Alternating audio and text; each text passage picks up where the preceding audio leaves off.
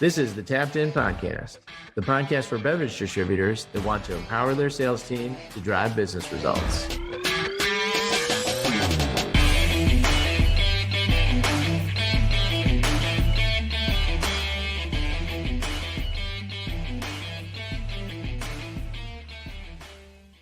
Listen up and welcome back to another episode of the Tapped In Sales Podcast. I am your host, Bud, here with co-host Moneyball Ross and co-host Data Mike as well. So boys, we are here. Ross has got a new background. We do not have any new, yes, it is real. We do not have any workout on the background. He's up on the Oregon coast. No more, well, it's not a whiteboard. It's a mirror with a workout, right, Ross? I think is what it There's is. no working out.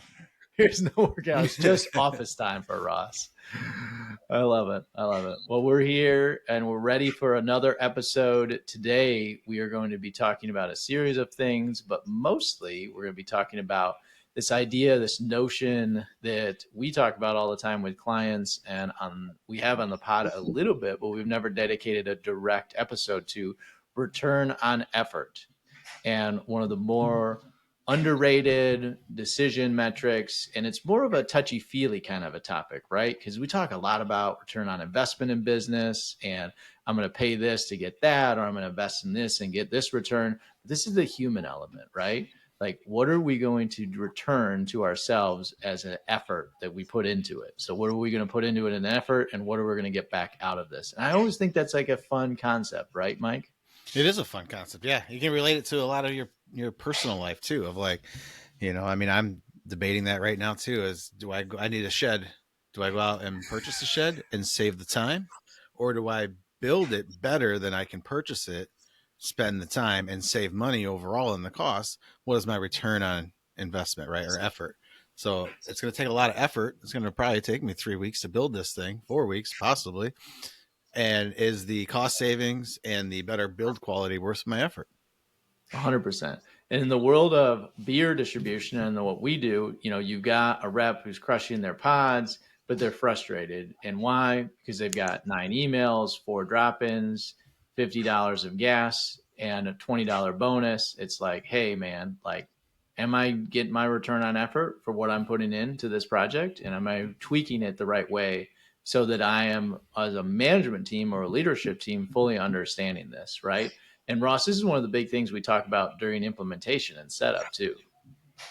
Yeah, I mean, I think you teased it off as kind of a soft, squishy subject here, but I mean, there's some hard pieces behind this. I mean, you talk often about behavioral economics, and I think that's a big part of that. And I think a huge part of the underlying view that we have of how, distributors should think about going to market and distribute and think about compensating their reps. A lot of our focus and our thinking is around the idea of this return on effort. I mean, often simpler is better, but it's something we focus on a lot. For sure. And we want people to understand that if I put the effort into this, I'm going to get what I feel like is back out. And it's not a KPI you can pull from your route accounting system or pull from a report. Some of it is you have to kind of like know your reps and like, is it worth it? And does it make sense?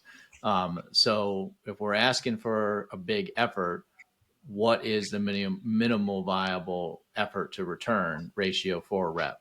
And one of the fun things that I look at it from is, we know this already, like, what is the minimal effort I need to put into the job as an employee to get invited back tomorrow? Mm-hmm. At a very base level.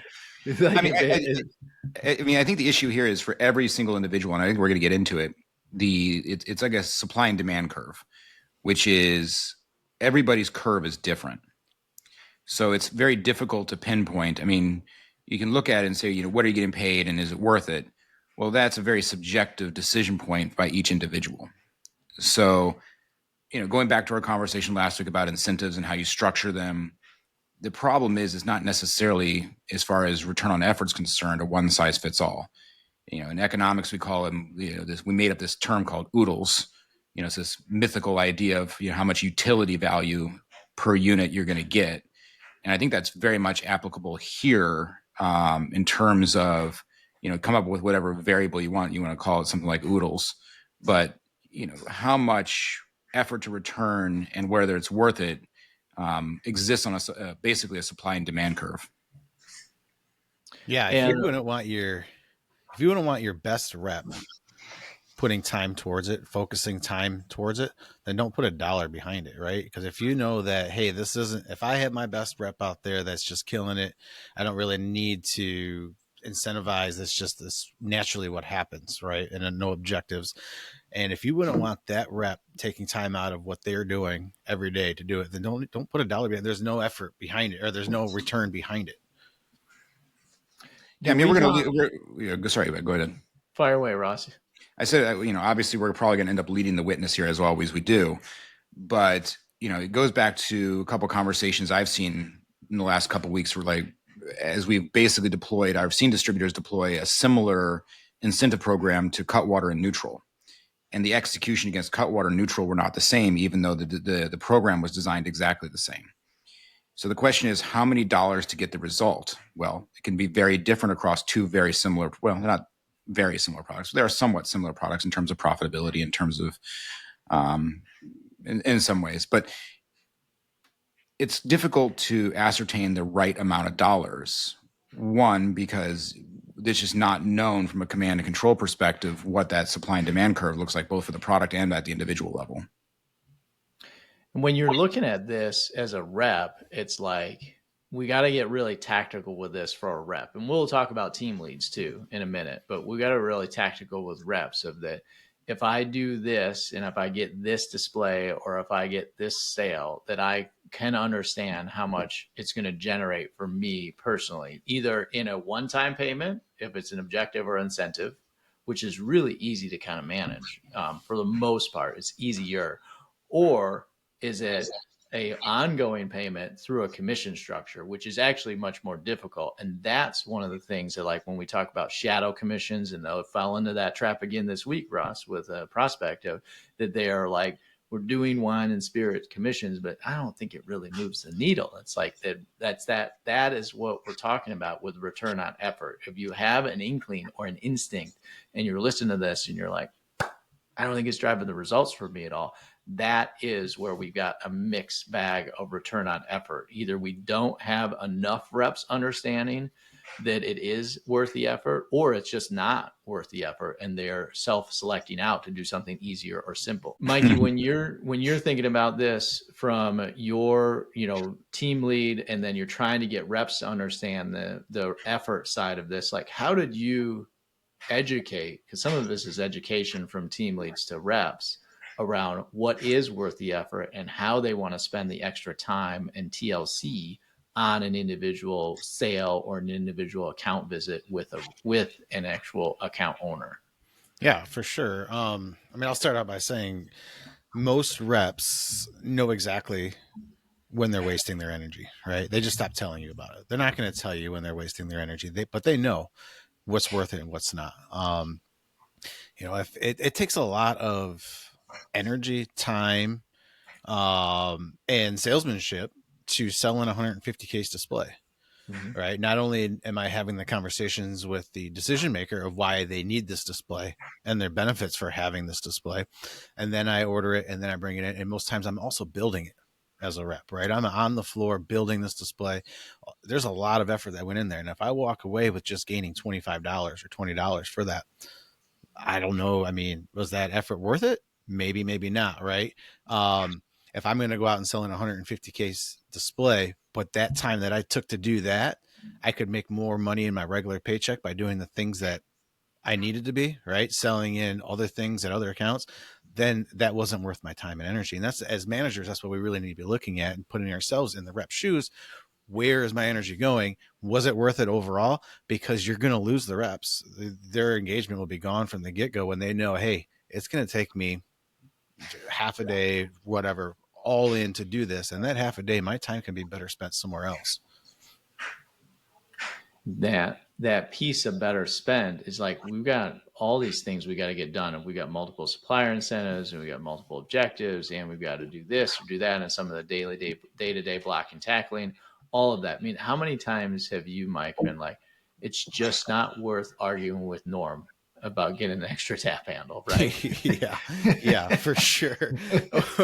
Or I mean, we all have those accounts and decision makers that just don't get it. Right. I mean, we're dealing with these products day in and day out. We're watching them make magic in other accounts. We're watching them accelerate, in the trade press, and we're seeing the performance, not only in the category, but maybe even a particular brand. And when we go to present that to a retailer or an account that is not on board yet, and they're just like, that product sucks, or that category is never going to do well, right? I mean, I think of going back to selling in hard seltzers to on-premise locations back when those launched.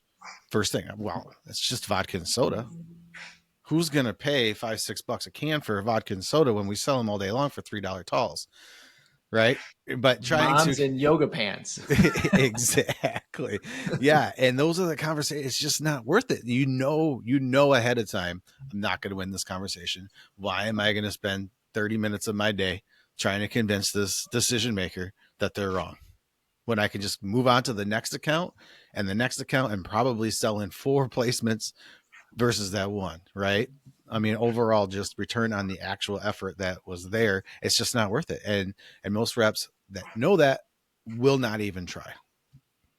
I mean, it goes back to what we said last week. Remember the list of incentives? Mm-hmm. You look at the reps look at it and say, yes, yes, no, no, yes, no, no.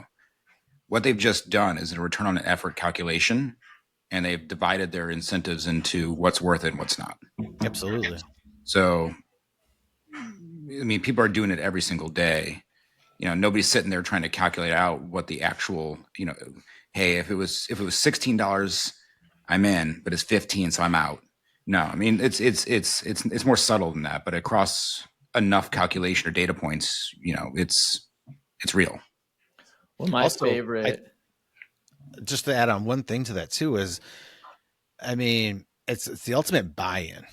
If I'm a rep and I don't think something is going to work, you're not going to get my effort to push that, get distribution, get displays, if I know deep down that product's just not going to work. Right? I know as a rep that it's never going to work at these locations, but I'm being forced to put it there. Why would I spend my efforts doing something I know is not going to work? So ultimately, I mean, if your incentives or objectives are asking reps to do something that they don't quite believe in, or maybe the reps are struggling, I mean, it probably starts with the sell in to the rep, right? Not only are we selling these accounts or selling these products to our accounts, but we got to get the rep to buy into, reasons to believe, and that's going to make their effort worthwhile too. So I just wanted to add that in there. And it's not just monetary either. I mean, you're asking potentially a rep to expend their relationship capital with the buyer. Yes. Right. So it's not just monetary. It's not just, hey, if I do this, I get $15. It's also, I'm asking a favor of the buyer that this isn't a used car salesmanship structure. I'm going to see him again next week and the week after. Yep. And I'm going to see him next year too. So if I'm going to do something that I know is not in their best interest and it's going to harm my relationship capital, that's got to be figured into the calculus on the return on effort, because I mean, it's non-monetary, but it has a cost. Absolutely. I mean, we're out there. Bud uses this analogy all the time of making deposits before you withdraw.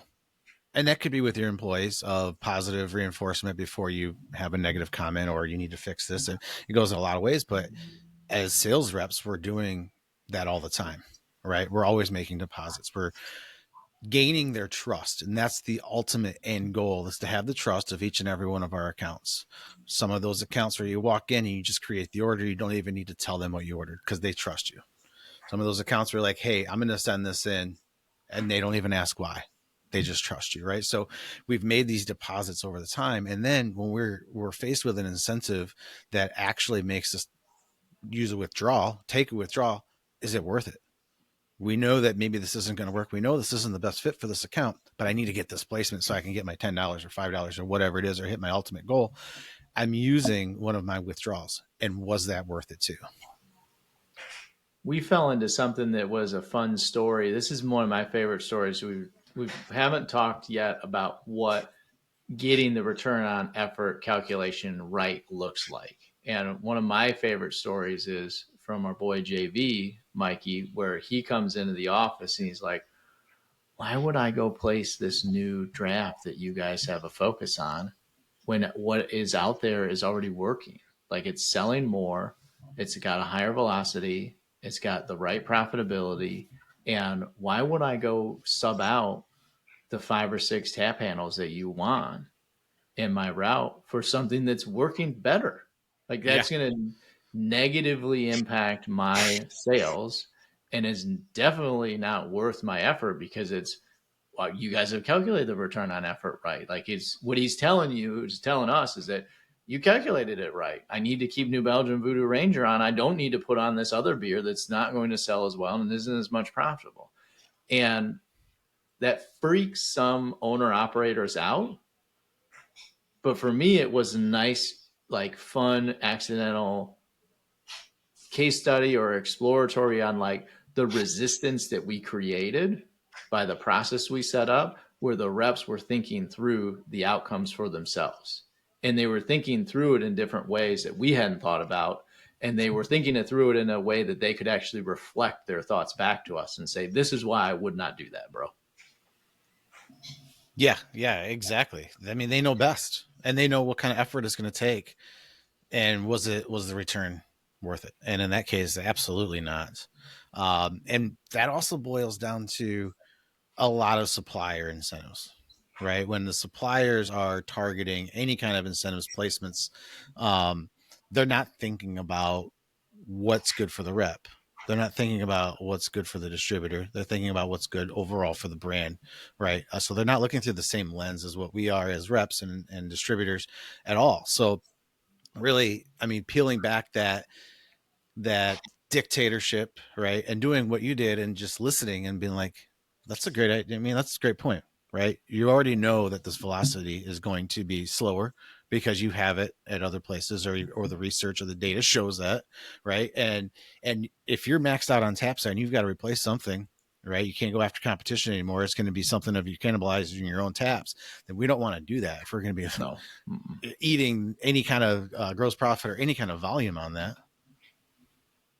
All right. So we've done a great job of defining something that's terribly squishy, hard to calculate between individuals, between accounts, between circumstances, between brands. So what's the advice? I think you have to try experiments. Like you have to see how these things work and you have to try to tweak different outcomes or change different dollar figures around until you get the unique results you're looking for. That's what I feel like our relationship with it was at VXP and with that Atlas. The alternative is that, you could hire us and we can show you the science behind actually getting this done right early and getting it done right fast. Oh, there it is. There it is. There's the shameless plug. But we can't give away all of our expertise, research, and process around how we set these return on efforts. But one of the questions, Ross, I was going to have for you too, if you're a rep in the field, new to using VXP, like one of the big things that we're going to change is we're going to push GP dollars or some kind of financial metric. Either it be GP, which is most of our clients are doing, or definitely, if not that, then a revenue. There's always going to be a volume component and a financial dollar figure component to it. Mm-hmm. So like, how do you as a rep start to understand, should I continue to chase volume like I used to, or should I start to chase dollars, or how do I understand the return on effort and the calculus between the two easily or really quickly? I mean, I think, again, let's plug VXP here, which is, and we keep hammering it home on the last couple of podcasts, which is, what are you trying to achieve? At the very simple level, what we're trying to achieve as a distributor is incremental profitability. How big is the pile of money? And it's as simple as that. I mean, it's the same thing when we look at a publicly traded company. What are you trying to do? Maximize shareholder value. Boom, there it is, right? And in the distributor world, we're trying to maximize profitability with a diverse portfolio across thousands of decision points every single day, buyers and sellers. So our best opportunity, our best option here is to fit an economic calculation into this return on investment or return on effort calculation. So the mathematics behind it are the same as the underlying goal of the business. So now we're lining up, what is the business trying to achieve? Cool. That is the same goal that our sales management is trying to achieve. And that could be a EBITDA bonus at the end of the year, or you can put them in the same type of individualized calculation, which is the same one that the team leaders are focused on and the same one that the sales reps are focused on. So we're vertically aligned from ownership down to the rep, even down into the merchandising team, right? So again, what are we trying to achieve? And the next piece I would say is simplicity, which goes back to our conversation last week, which is, why the hell are you trying to overcomplicate it? It's really simple. What are you trying to achieve? Pods? Cool. That's the goal, right? And it's going to be difficult always to figure out what the right dollar amount is. Are you going to overshoot? Hell yeah, you are. Are you going to undershoot? Probably that too. So even if you do figure out what that maximum or optimal dollar amount is, it's not going to be the same for everybody. Yep. So we do the best we can. But again, simple. And then what are we trying to achieve? I know we keep saying it over and over and over again, but the truth is what it is. Yeah, it's a great point. And I'll follow up or add to that a little bit, right? Where we said it last week. If your incentive takes a whole page of explanation, you already lost. Like that's too much. And the great experiment side by side. Take one incentive that has 3 steps, pays out $80. Take one that has 8 steps, it pays out $150. See which one you have better execution on. Right? I mean, yeah, there's a lot more money behind the 8 steps, but is it worth my effort? Is it worth all 8 of those steps for that extra dollar or for those extra dollars?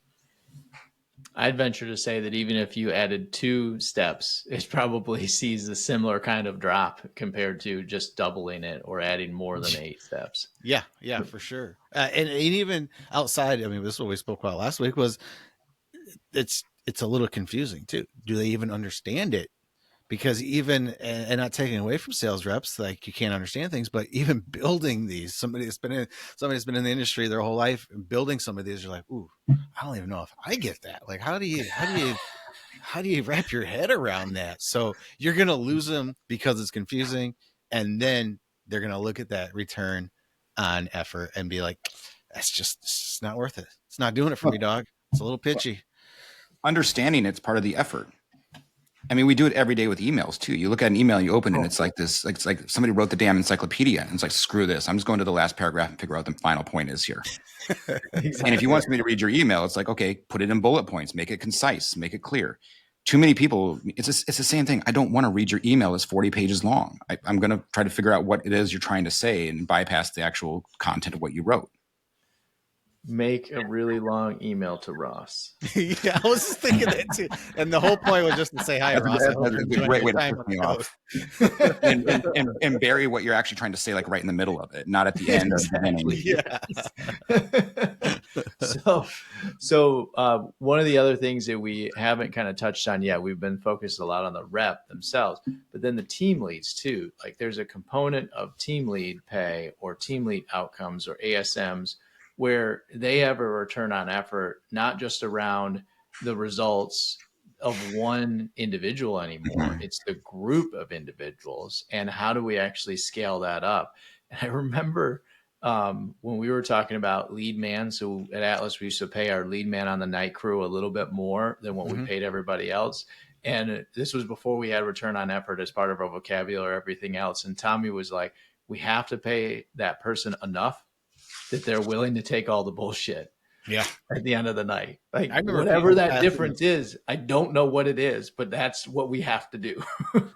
Yeah. And before that, I mean, we would have that position come open, like, hey, lead man's going to be open when so-and-so moves up. We'd have somebody move up to a driver or day crew. It was like 25 cents at one point. Was the rest of the crew was like, I don't want it. I'm like, what? You don't want to be lead man? Like that cute, that tees you up perfectly for like management or any kind of leadership. They're like, nah, I don't need that, man. Yeah, well, that's because they didn't really want to be managed by us either. They didn't want to take the fall for the whole crew.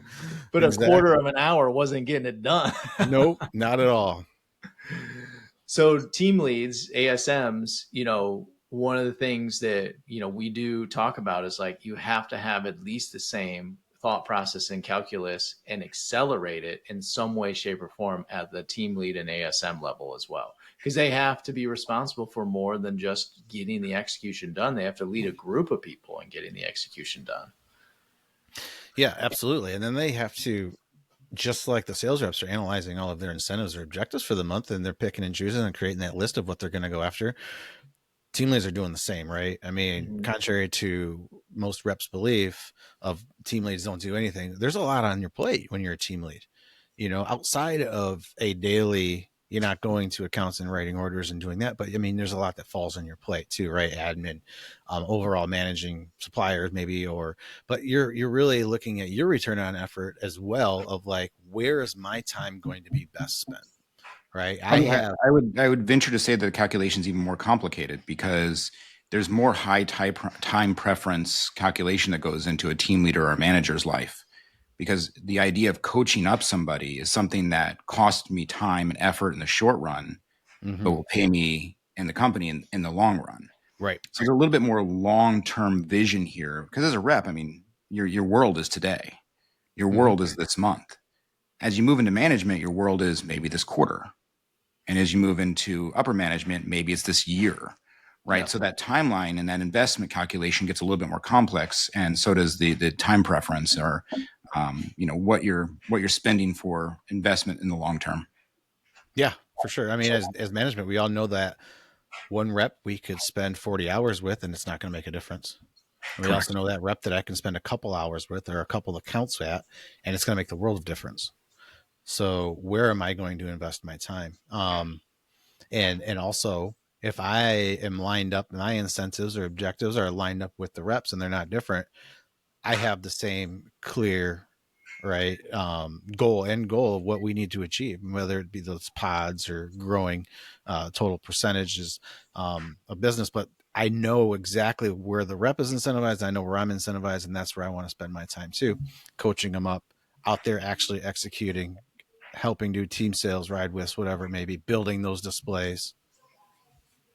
If you have an inkling and this kind of vibes with you and you have an inkling, one of the good questions that you can ask your team is like, tell me why you choose to opt into certain incentives or certain objectives or certain things you're doing every day over others. Like, it's a loaded question for sure, but it's a question in which they can give them permission to reflect back to you on what they're thinking about. And if you have a couple reps that are willing to be more transparent with you, or if you're in the ownership suite, ask your sales manager to do this or your SEC to do this. They'll probably get more insights than somebody in the ownership suite will get done as well too. So, and that's just nature of the beast. Like, I could ask things that would get very limited answers back, but you and Mikey, you and Tommy would ask questions and could get very long form answers back and as well. So don't be afraid to lean on your team to kind of try to get down to the root of where this return on effort calculation might be coming into play. So very nebulous, very squishy, but it's important and it is relevant. And people do make decisions through this lens on a daily basis. If you have children, you can see them making, like, I would surrender in high school or in junior high to certain teachers because it was just too hard to get a better grade. Like, screw that. It's not worth my time and effort. I'm worked so hard to incrementally improve my grades. That's why I got so many solid C's, not enough B's and A's. I mean, yeah, having kids is the ultimate, low time preference. I mean, it's like a lot of sacrifice for a long game. You sacrifice a lot in the short term. Yeah, absolutely. Sure. So moving from here, anything else you two wanted to say on the topic? I mean, the only other thing I was going to say is we talked about, I brought up management, and I think it's important to think about, because I've seen distributors come in and say, well, I'm going to bonus my sales reps on an annual basis and tie it to like EBITDA. And maybe that makes sense for upper management, but at the sales rep level, again, I'm going to say it again, goes back to what are you trying to achieve? And again, if you're management, you want them to invest in the long term, you need to structure their compensation in ways that aids in that calculation towards the long term. And vice versa, you don't do it at the sales rep level. For me, that comes to span of control. Like, if you have a bonus person that's tied to EBITDA, they must have span of control, which includes cost control. Correct. And the sales rep has no, why I never did that and I never liked it and never recommend it to clients either, is that your sales rep has no span of control over costs. They have costs to them, like how much they drive, where they drive, why they drive there, their gas, what car they drive. Like they have those costs, their labor, like they have costs. They're a cost center, quote unquote, but they have no span of control to decide whether they should do that route or whether they shouldn't do that route. It is in theory a nice idea, but is in practice, their sales rep's never going to come to you and say, "Hey, bro, we need to cut these 6 routes or these 6, stores out, and we need to do this and do that." Like that's not what they're engineered to do. That's what a senior leader or an operations director or somebody like that. That's where that EBITDA and that calculation, because they have span of control to actually lower costs and manage the cost side of the P&L as well. And a side note, on a side note, if you have a rep coming to you and saying, you know what, I've been thinking about this and I really, really need to cut down on my gas. I need to cut down on my time spent and I don't need a new car next year. I'm just going to keep this car. Then you need to just promote that rep right now. Yeah. promote him or put a GPS tracker on his car and make sure they're going to go see every account. Yeah, there you go. You're going to go see either. That is a management bound rep or a promoted to industry bound rep. One of those two. Which is amazing how close we can be to each other at any given time too. Yeah.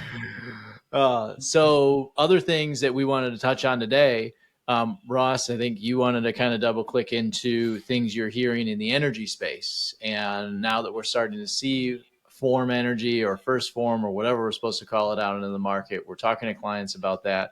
What's your response? What are we hearing, Mikey, you two, on goal setting or anything else you've got going on in the trade from that new shifts of ghost is gone and first form is in, or form energy is in, and we've got some other energy drinks coming in the space too. Yeah, Mike, do you want to go first? Do you want me to go first? Yeah, go ahead. Kill it. I took it as interesting. I had this theory, and I mentioned it a few times, which is around the idea that these AB distributors are very good at building brands, and it's kind of unique in the route to market space. A couple interesting tidbits I heard this week. One is, even without chain authorizations, I'm watching some of our clients just basically Kool-Aid it through the wall, the Kool-Aid man, just blasting through the wall to get distribution wherever they can, push the brand, merchandise it. Even without a ton of support, they're going out and they're just going to make a go at this. And I think that's interesting from the perspective of they don't have to do that. I mean, yes, the profitability is good, but I'm watching what we've talked about, the culture of brand building playing out in real time.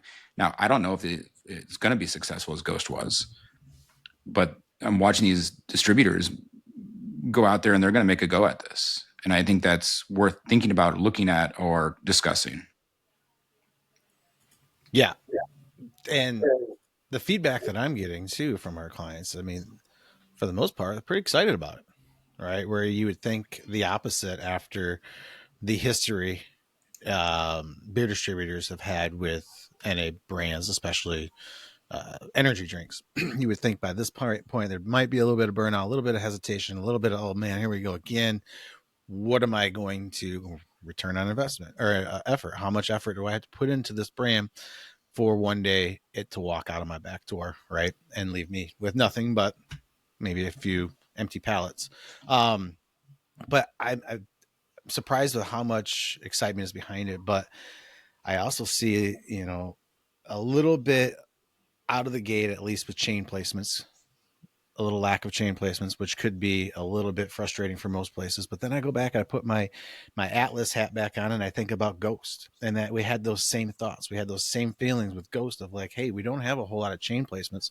What are we going to do with this brand? This sucks, right? And we ended up doing it on our own, and we built it, and it was great. And basically from the ground up, distributors, mostly AB distributors, built that brand from the ground up. So I think it can I think it can happen again. You also talked about the other, I think it's Lucky that's doing pretty well. Alani is killing it for the most part, a lot of numbers I see, Lonnie is growing and growing as well. But I think that it has some legs to stand on. I think that surprisingly, the AB distributors are pretty excited about it. So I'm interested to see where it goes. The AB wholesalers. Go ahead. The AB wholesalers are focused on this because they're kind of in a position where they have to, right? Like Ghost was a big hole in a lot of clients' businesses and in a lot of wholesalers' businesses that isn't easily replaced right away. So, this is the next thing that they can start to put their weight behind. I think the 5x multiplier on GP or whatever the termination, because it is more lucrative. I've heard rumors between 4 and 5. So we're like hard hitting news journalists over here. Client said it was 4. And I'm like, well, I don't need to rescind that because I'm not necessarily true journalism, but but it's somewhere between 4, 4.5. We'll round up and stick with our 5x. I think that's a good move. Still maintains a good move by AB to do more warm and feelies and touchy feely, squishy topic for the AB wholesalers. And when one big brand leaves, you still have the same amount of labor. Ghost wasn't big enough like Monster, where you actually did have some layoffs at wholesalers and you did wind down some of those departments. Yeah. Ghost wasn't that big. So you still have the same fleet of people out there. And there is a race and a rush to replace to get back to that return on investment for that division or that team or that dedicated brand manager. So I think there's an element of that too, Russ, of just a confirmation bias around I have these people on the payroll. They need to sell this product. We lost, products that are in this segment, and now we need to replace that as quickly as possible. And this is that organic business reaction towards that. Yeah, I think it could be an entire rabbit hole we could go down as far as the subject matter, but there's also the concern or the issue around chain authorizations being driven by data. So it's a chicken and egg problem, right? It's like I can't get into the chains unless I prove sell through scan data. But I can't get good scan data unless I'm placed. Yep. Right. Especially in that category. Yeah, especially in that category, right? So again, I go back to the idea of brand building. And if you're going to get in there and you're fresh and you don't have chain authorizations, your best route to market is somebody that can build the brand. And I think any market you go into from a distribution perspective as a supplier, you need to be thinking about that. I mean, if you're coming in and you've got tons of capital and you've got all the chains bought in, maybe you don't need it.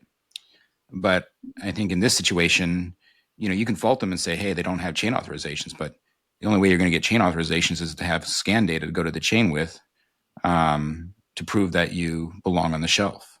So it might be worth, at some point bringing somebody on that's more in tune with scan data and talk about the chicken and egg problem. But yeah. The brand was rushed out too, right? So like we're now talking about a launch in June, and the June part of chain reset season is like well past us. That's over with in April and May. Fall resets and refreshes for the big chains will come up in October, or leading into Q4 and middle part of Q4. And then we're kind of off to the races for the reset season in March and April next year. So that authorization process just isn't aligned with the launch calendar. And I know from the trade rags or from what we've read that AB rushed this to get it out the door for good reason as well. And this is a byproduct of the timing is just against them. And if they could do it in a perfect world, they'd probably be pushing out in March and April and have all these chain authorizations locked in. But that'd mean waiting for 2026. Well, again, the sooner you get out there, the sooner you've got data that you can go to the chains with. That too. Yep. It's a long climb from the bottom. I don't want to. Again, I don't want to talk about AB stuff. So again, Pacifico. Well, and in that, it's not open yet, Ross. Why is that not open? It's not even noon yet. Who cares? You're in the coast. It's 60 degrees. Celebrate. There you go. Nice. There we go. There you go. Well, we got Zoa. Molson Coors bought Zoa and really cleaned up the ownership structure around Zoa. And, from what we can tell, that brand is still out there and is still moving from our data set and what we're watching as well, too. Seems to be not as much energy around it. I think there is if somebody were to send this to Dwayne "The Rock" Johnson and he were to listen, I would tell him to get his face on this stuff, because for whatever reason, he has not been willing to be as public about his relationship with Zoa as much as he has been with his, is it Terramita? Is that how you say it? His tequila company? But like, he's like front and center on that, and he's like a ghost on Zoa.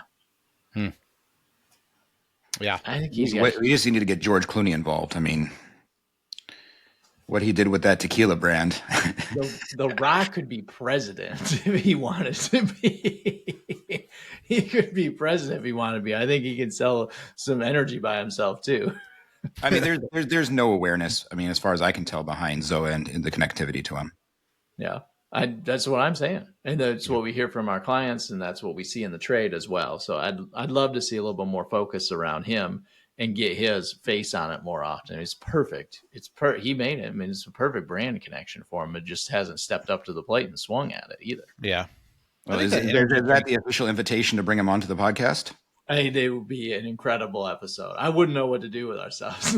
I mean, let's reach out to him. Well, that's when you say like and subscribe so we can get more attention to get the Rock on. That is right. Yeah, yes. no kidding. I think that energy drink category too is kind of going, and a lot like the beer industry. There's not a whole lot of brand loyalty. I mean, there is, but I think people are quick to jump brands when they see innovation. And the innovation lately has really come in the form of flavor, right? And what, not so much, hey, 0 sugars, 0 calories, still taste okay, still tastes good. It's this tastes just like this. This tastes like this candy. This tastes like this red slush or blue slush, right? and at least, my gosh, looking at the middle school, the girls and the guys walking with what they're drinking, mostly Alani, they don't care about sugars. They don't care about calories, right? Does it taste good? And what does it taste like? And how cool do I look holding this can? And I think that energy drink category is really being led by those factors too.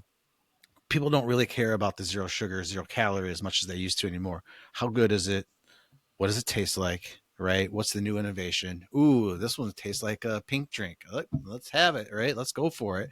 I pay $8.99 for a pink drink at Starbucks. I might as well pay $4.99 for a little 12 ounce of it at a gas station. So I think that's, and outside of brands, I think that's what we're going to see. And I also really think that's why Ghost took off like it did. And I think that's why we're seeing the acceleration behind Alani that we're seeing right now. That's where they went, right? I don't know a whole lot about form. As far as the flavor, I know what flavors they're launching with. I don't know where it's going to go in the future. I don't know if they're going to be going along those lines. But I think, that's my take on, that's my hot take on the energy drink category.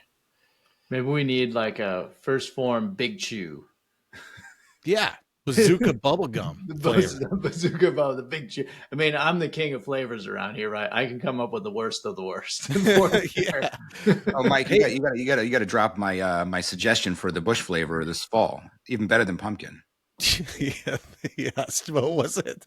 Butternut squash. Butternut squash Bush Light. Bush. Yeah. It's for the farmers. that does not sound very appetizing. Yeah, I mentioned pumpkin flavored Bush Light, and Ross fired right back with the butternut squash.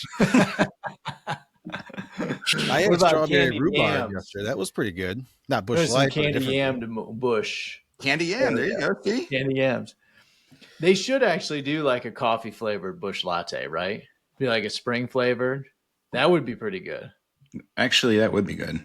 Yeah. I think you could get away with that, like a January, February, March time period of like a just Bush like latte.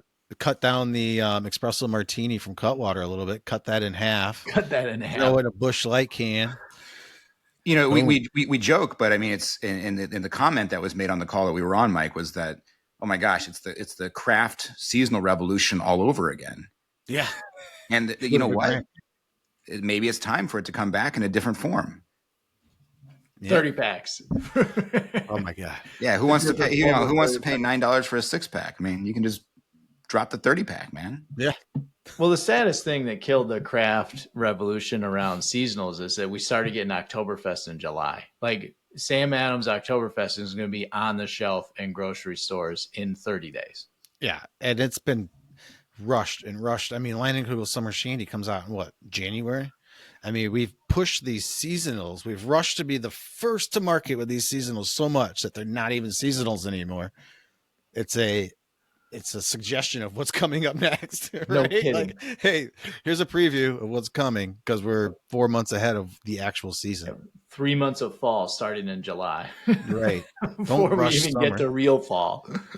We just crossed the summer solstice. The days are starting to slightly get shorter, and here it is. Here comes fucking pumpkin beers. It's crazy. Well, I think it lost its novelty too. I mean, now we're dovetailing into that too, which is, there was a moment where the pumpkin beers were very hot, and then I always looked forward to Jubal from Deschutes.